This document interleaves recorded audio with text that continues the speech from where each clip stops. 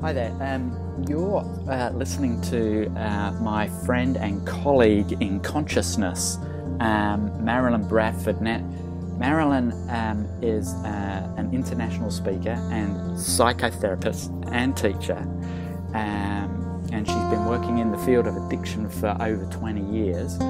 And I get that it was her own addictions to alcohol, food, and the wrongness of self, which I'm going to ask her a few questions about in a minute, and her unwillingness to accept addiction as a life sentence that led her to creating a program called Right Recovery for You. And since she started that, she's also written a book called Right Recovery for You. So welcome, Marilyn. It's just so cool to have you and talk to you. We don't talk very often, but it's awesome to talk with you. How you be? I be wonderful. And thank you, Liam, for doing this. Yeah, I mean, it's interesting how it came together, but I'm very excited to be part of this project and to be talking to you at 3 o'clock in the morning. Yeah. So Marilyn has gotten up at 3 o'clock in the morning for this, so I hope everybody is super grateful for that. I know I am. Yeah, Marilyn, I've got some. I've got this program coming up. It's called The Book in You, and it's about contributing to people that would like to get that book that they always have known that's in them onto paper, so to speak. And so I'm talking to a whole bunch of authors, and as you being one of them, and asking them some questions about what they did to create their book. So I'll just open it up to a very general question. Was there something specific that sort of pinged for you to create this book, Right Recovery for You? Well, I always knew I wanted to get a book out there about my different views of mental health and addiction. And I look at addiction very differently. It's really about the place where we default to not being present. And it can be the standard things like alcohol and drugs, but it can also be things like judging ourselves or becoming a health nut, or it's where we cease to exist because we just don't want to deal with reality, or because we didn't get the rule book. It's overwhelming. It's whatever. Yeah. It's way beyond alcohol and drugs. And I wanted people to know that most of us have something we're recovering from. I mean, I've worked with a lot of gay men, and a lot of them are recovering from having been bullied and, made wrong and all of that. It's not something to be ashamed of. It's not a weakness. And it's really about, hey, what do you need to recover from that this reality kind of zapped you with, that now maybe there's a possibility of you being you? And to me, that's one of the most exciting things I've ever come across, each of us being who we are. So anyway, that's not exactly answering your question. So I'll answer your question, which is that I looked at what my creative process generally was. And I tried to write this book a couple of times where I would basically be looking at my computer or a yellow pad, because I'm old enough that I still like to write things out that way. Mm-hmm. It was like I wasn't getting anywhere. I was just like stuck. I felt like the Peanuts cartoon where the guy's sitting, Snoopy's sitting there trying to write something. Yeah. So what I did was look at what I required to create, and that was to actually have something to work from. So at the time, I was working on some radio shows, and I was doing something called the Puja Network, which doesn't exist anymore. And I was giving shows every 2 weeks, 1 hour on basically addiction and mental health. So I had all of those transcribed, and that gave me something to work from. And then I could say, I could do a chapter on this, I could do a chapter on this. So I think part of the creative process is being really brutally honest with yourself and saying, what do I need to create from? Can I just sit down and write, or do I actually need some material? My material, your material, but something that's going to give me a basis that I can work from. So that was really important for me. Wow, that's really good input there, because so often we think that sitting down and writing is literally like sitting down and writing, whereas there's obviously a myriad of different ways that you can actually find out what works for you. And in this case, it was having that, like, almost, what did you call it, a foundation to work from, or a... Yeah, exactly. It was having my material, but it was already all typed out. Yeah. Now, it changed enormously, but it was almost like, okay, if I'm stuck, I can go through all these transcripts and see what pops for me. Yeah. And that's a lot of what I did. Mm-hmm. So you did mention earlier on that you tried to write this book several times. Can you go back even further into the past? Like, when were you really aware that you wanted to write a book? At what age? Was it like 5, 10, 20? That's a great question. I think it was in my teenage years. I've never looked at that before. Mm-hmm. And I just had this sense that I had something to contribute. And I loved writing. I loved literature. I was an English major. Mm-hmm. And I stopped myself for a long time by comparing myself to some of the great authors. I'm never going to be Proust. That's okay. There's only one Proust, and I don't need to be Proust. Yeah.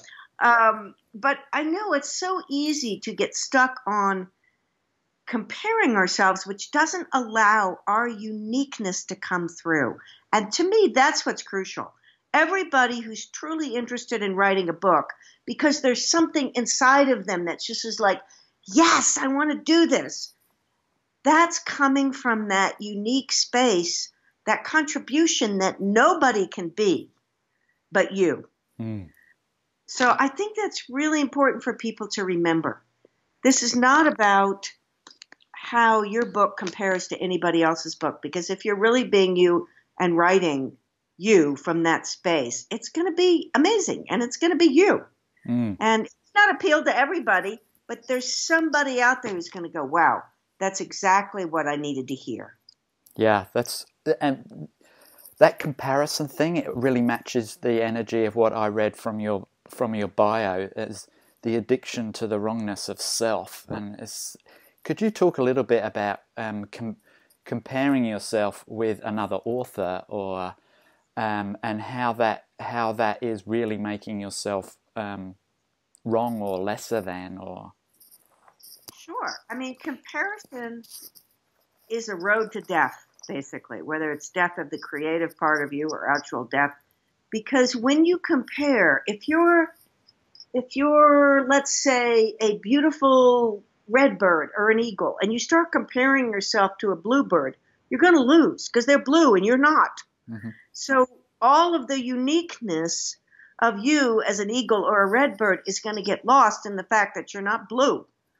And maybe they have like 17 feathers and you only have 15, or they can fly 2 hours at a time and you can only fly an hour and 37 minutes.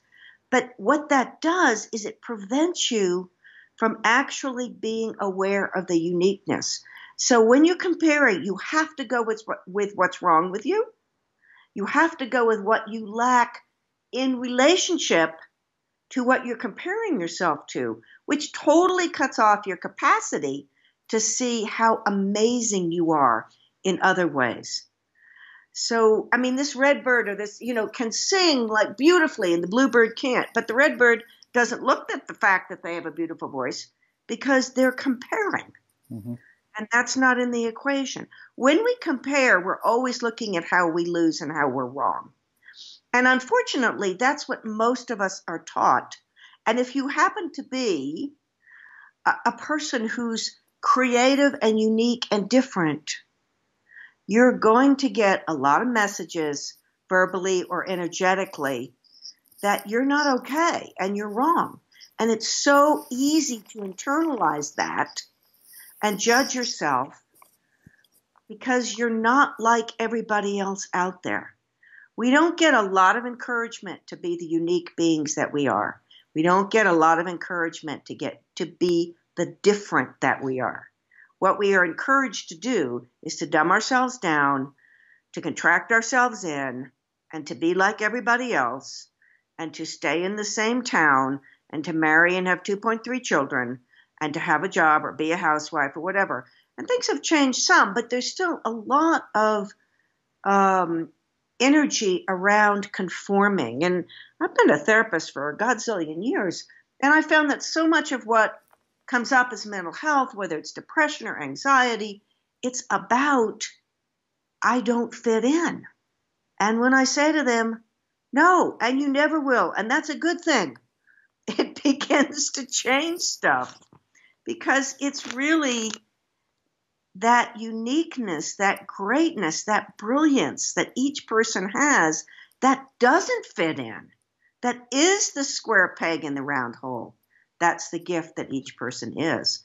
And assuming that you're wrong in any way is what kept me from actually expressing that.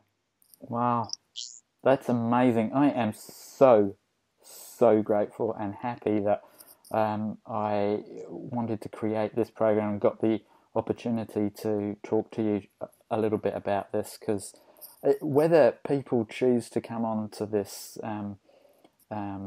project that I'm creating or not, just listening to what you said there has definitely touched me at a core being level. and I hope that will be received by other people as well. If there was, you've already given us a practical tool of getting something transcribed, but if somebody wanted to start to write a book today, what one practical piece of advice could you give? Asking questions. And questions like, is now the time? Or what would it take for me to create this with ease? Because what we do is we tend to really focus in and go, okay, I'm going to write this book. And it may not be the time or the space, or you may need something else. If you find yourself stuck, ask a question. What else do I require for this to be easy? Do I need to record something? Do I need a friend as a cheerleader? Do I need to find a quiet place to work? Like, I was just talking with a friend today who's in a crazy family situation. Not bad, but pretty crazy. Lots of transition. She's like, I can't work. I'm like, what if you went to a coffee shop? She's like, oh, great idea. What if you rented an office? So I think we get stuck because we forget to ask questions.